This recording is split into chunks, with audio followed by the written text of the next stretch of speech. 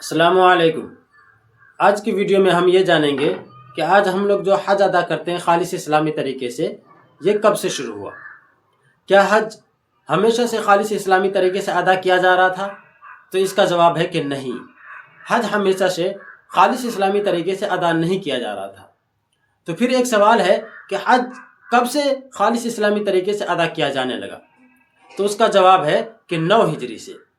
9 ہجری میں جب رسول اللہ صلی اللہ علیہ وسلم نے حضرت ابوبکر رضی اللہ تعالی عنہ کو ایک بڑی جماعت کا امیر الحج بنا کر مدینے سے مکہ کے لیے روانہ کیا،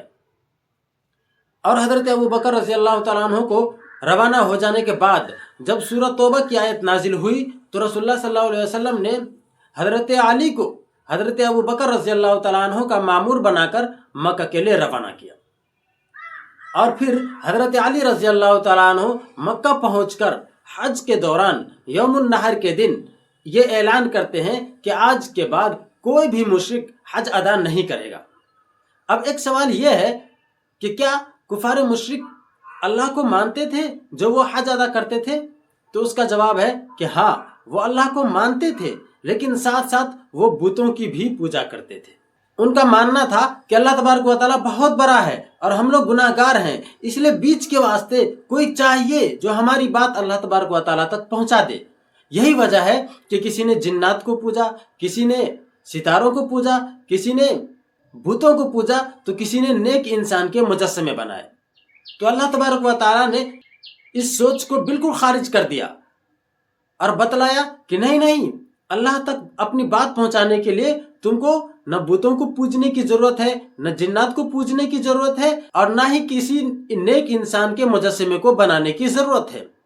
بلکہ جس طریقے سے وہ نیک انسان اللہ سے براہ راست بات کرتا تھا، اللہ تک اپنی بات پہنچا دیتا تھا، تم بھی اللہ تک براہ راست اپنی بات پہنچا سکتے ہو۔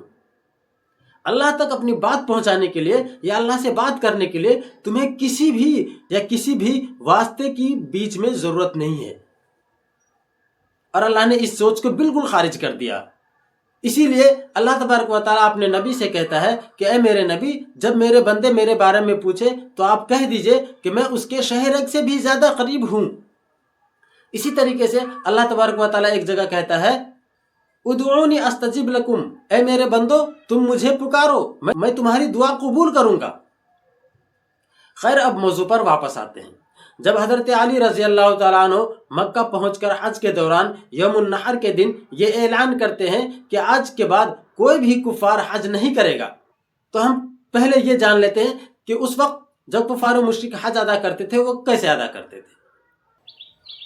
تو ہم پہلے کفار و مشرکین کے حج ادا کرنے کے طریقے کو جان لیتے ہیں۔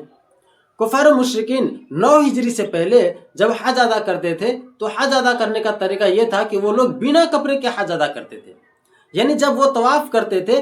تو بنا کپڑے کے خانہ کعبہ کا طواف کرتے تھے اور زبان سے اشعار پڑھتے تھے۔ ان کا عقیدہ تھا کہ ہم لوگ جو کپڑے پہنتے ہیں اس میں ہم نے بہت سارے گناہ کر رکھے ہیں، لہذا اس کپڑے میں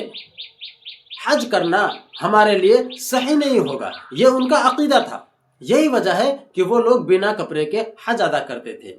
مرد حضرات دن میں حج ادا کرتے تھے، جبکہ عورتیں رات میں حج ادا کرتی تھی۔ لیکن 9 ہجری میں جب حضرت علی نے یہ اعلان کیا کہ آج کے بعد کوئی بھی کفار و مشرک حج ادا نہیں کرے گا، تو اس دن پورے جزیرۃ العرب کو یہ بات پتہ چل گئی جاہلی رسم و رواج کے مطابق یہ آخری حج ہے، اور اس کے بعد کوئی بھی کفار حج ادا نہیں کر پائے گا۔ اور اس حج میں جو بھی کفار مشرک حج ادا کر رہے تھے اپنے جاہلی رسم و رواج کے مطابق، انہوں نے اس جاہلی رسم و رواج کو ترک کر کے اسلامی طریقے کو اپنا لیا، یعنی جو لوگ بنا کپڑے کے حج ادا کر رہے تھے یا خانہ کعبہ کا طواف کر رہے تھے، انہوں نے کپڑے لے کر اپنے سطر کو ڈھک لیے، اور 9 ہجری سے پہلے جتنے بھی حج ادا کیے جا رہے تھے وہ سب کے سب جاہلی رسم و رواج کے مطابق حج ادا کیے جا رہے تھے۔ اور ایسا نہیں تھا کہ 1-2 سال سے وہ لوگ خانہ کعبہ کا طواف یا حج بنا کپڑے کے ادا کر رہے تھے، بلکہ نسل در نسل ان کا یہی رسم و رواج تھا کہ بنا کپڑے کے وہ حج ادا کر رہے تھے۔ لیکن 9 ہجری میں جب حضرت علی نے یہ اعلان کیا کہ آج کے بعد کوئی بھی کفار مشرک حج ادا نہیں کرے گا، تو یہ کفار و مشرکین کا آخری حج تھا جو انہوں نے 9 ہجری میں ادا کیا تھا، اس کے بعد کبھی کسی کفار اور مشرک نے حج ادا نہیں کیا۔ آج کی ویڈیو میں بس اتنا ہی، ملتے ہیں اگلے ویڈیو میں، فی امان اللہ۔